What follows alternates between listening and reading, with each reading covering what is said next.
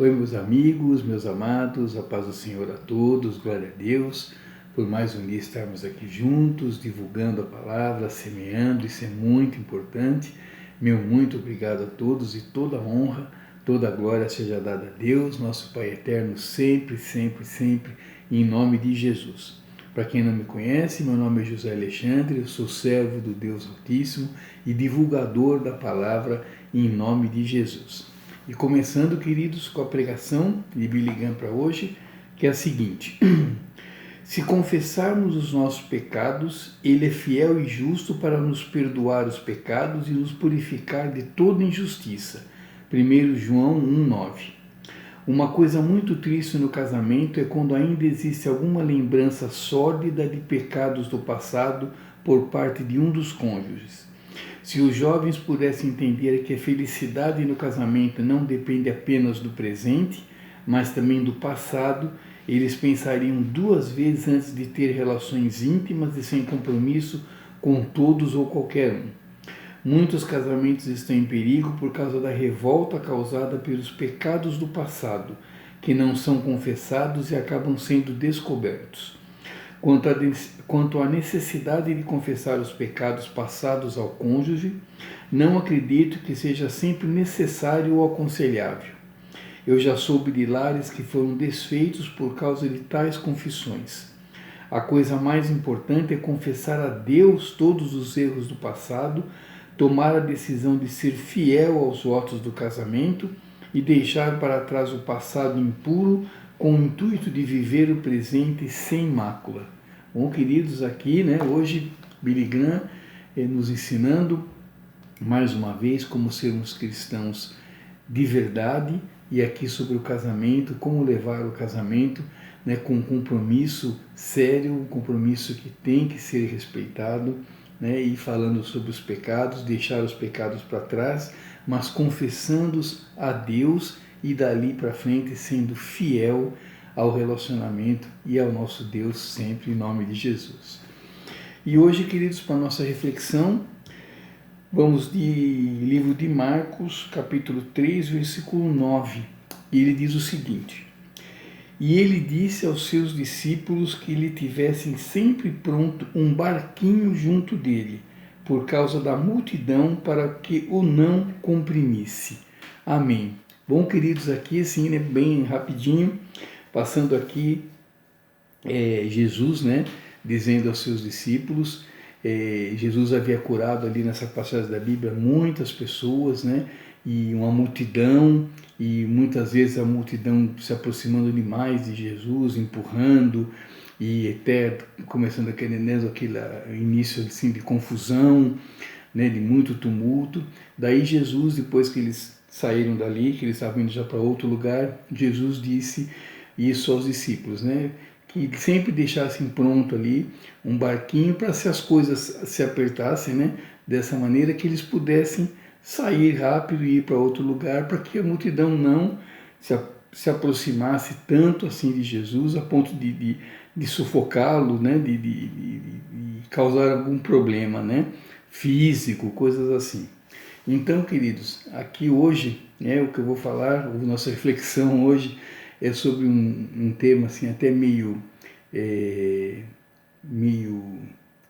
como se diz, assim, meio delicado, meio delicado, porque eu já ouvi, de pastor mesmo dizendo que quem tem fé realmente não precisa de um plano B, E hoje eu ouvindo aqui, estudando, vendo o que eu ia falar, qual seria o assunto, e quando eu comecei a ouvir daí o pastor Natalino, lá da igreja Cristo é Resposta, aqui pelo YouTube, e justamente a primeira palavra que eu ouvi dele falava justamente sobre isso, sobre o plano B, e ele disse justamente ao contrário do que eu vi um outro pastor dizendo, que a gente quando tem fé não precisa ter plano B, e o pastor Natalino disse ao contrário, que a gente tem que ter o plano B, E daí analisando, pensando, desde que eu ouvi isso, que a gente não devia ter o plano B, quem crê em Deus não devia ter o plano B, aquilo eu concordei, mas fiquei meio assim, sobre o plano B, sobre ter, não ter. Daí hoje eu acabei concordando com o pastor Natalino, dizendo que é importante ter o plano B sim, né? Porque daí nesse exemplo aqui, o próprio Jesus estava com um plano B aqui, estava dizendo aos discípulos, ensinando os discípulos, mostrando a importância de ter um plano B, né? Se precisasse de alguma coisa, que o barquinho estivesse sempre pronto. O que é isso? É um plano B, né? Então, pensando, analisando tudo que o pastor Natalino falou também sobre isso, né? Ele chega à conclusão, e eu cheguei à conclusão, que o plano B realmente é importante, que a gente tem que ter sim. Até daí eu estava conversando aqui na hora, mostrei para minha esposa, conversei com a minha esposa, e disse isso sobre o plano B, e na minha cabeça daí me veio o exemplo do que eu gosto de planejar, né? Então, que tudo que eu vou fazer eu gosto de planejar, né? Então, planejar o que é? É um plano B. Então, eu estava indo estava indo na contramão do que o pastor havia dito, né, sobre o plano B. E agora eu fiquei mais aliviado, porque eu concordei com o que o pastor Natalino falou, né? Então, ainda mais que o exemplo que deu foi Jesus. Então, aí eu fiquei bem aliviado mesmo. Então, eu gosto de planejar. Daí o pastor Natalino levantou essas questões, que onde não há prudência e não há planejamento, haverá frustração, né? Então, se a gente não se prepara, a gente se frustra, né? Porque as coisas não dão certo. E que a gente tem que estar sempre pronto para as mudanças. Então, a gente tem que estar sempre vigiando, sempre atento, porque as coisas podem mudar, né? E se as coisas mudam de repente e a gente não tem um plano B, a gente fica perdido. Então, para que a gente não se perca, a gente tem que ter um plano B, sim.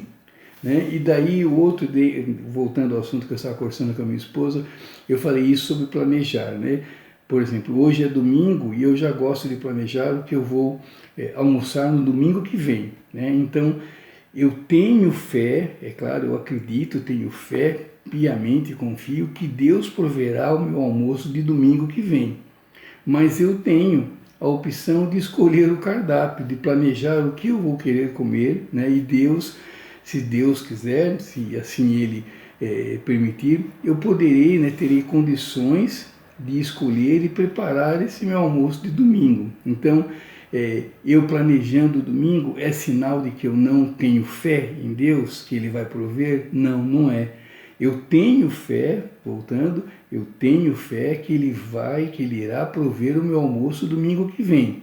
Eu apenas vou me mexer durante a semana, vou agir, não vou ficar parado de braços cruzados, planejando para que seja um almoço que eu esteja com vontade de comer, eu e a minha família, claro, né? Eu é modo de dizer. Então, caiu por terra aquilo de não ter um plano B. Então, a nossa reflexão hoje, eu quero que você reflita bastante sobre isso também. O plano B, você acha certo ter ou não? Você tem um plano B para tudo que você faz ou não?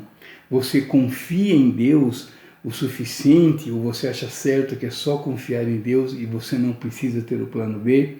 Ou você, como eu, acredita piamente, tem a fé que Deus proverá, que Deus fará, mas você também faz a sua parte e planeja e tem o plano B. Então, queridos, nossa reflexão hoje é isso, né? Que a gente pense bem, analise bem sobre a necessidade de ter um plano B ou não. Se você já ouviu alguma coisa a respeito, se você, né, quiser trazer o assunto aqui, falar também a sua opinião, fique à vontade, deixe, né, os comentários aqui no próprio canal, ou se você tem o meu telefone, tem o meu WhatsApp, né, converse comigo pelo WhatsApp, ficarei muito contente da gente poder levar esse assunto mais adiante, porque eu sei que é um assunto meio delicado, como foi delicado para mim até hoje, até agora, quando eu estava estudando, daí caiu por terra, né, a necessidade, de não ter um plano B. Para mim, realmente, tem que ter um plano B. Concordei com tudo que o pastor Natalino falou, né? E deixo aqui até o meu agradecimento a Deus, mais uma vez, por ter me dado a oportunidade, né, de ouvir o pastor Natalino e ter me dado agora uma visão muito mais clara e, para mim, muito mais certeira com relação ao plano B. Tá bom, queridos? Então, meu muito obrigado, fiquem todos com Deus, que Deus nos abençoe, nos dê muita sabedoria, muita paz, muita saúde, muita esperança e muita fé em nome de Jesus. E eu fico aqui aguardando, meus queridos, amanhã, né, se Deus assim permitir, mais uma vez eu estarei aqui. Eu fico aguardando a sua companhia, que é sempre muito boa, muito agradável, em nome de Jesus. E eu peço a você também o favor, a gentileza de divulgar o canal nas suas redes sociais. Dessa maneira você estará também semeando a palavra, compartilhando. Isso é muito bacana, muito importante. Deus se orgulhará muito, se agradará muito da sua atitude e eu ficarei muito grato também em nome de Jesus. E a oração para hoje, queridos, para a gente encerrar, é a seguinte: oração do dia. Obrigado por perdoares e esqueceres o meu passado, Senhor, e ajuda-me a fazer o mesmo. Amém. Então é isso, queridos. Muito obrigado mais uma vez. Fiquem com Deus e não esqueçam, importa agradar a Deus sempre, sempre, sempre, em nome de Jesus. Tchau, meus queridos. Deus abençoe. Fique com Deus.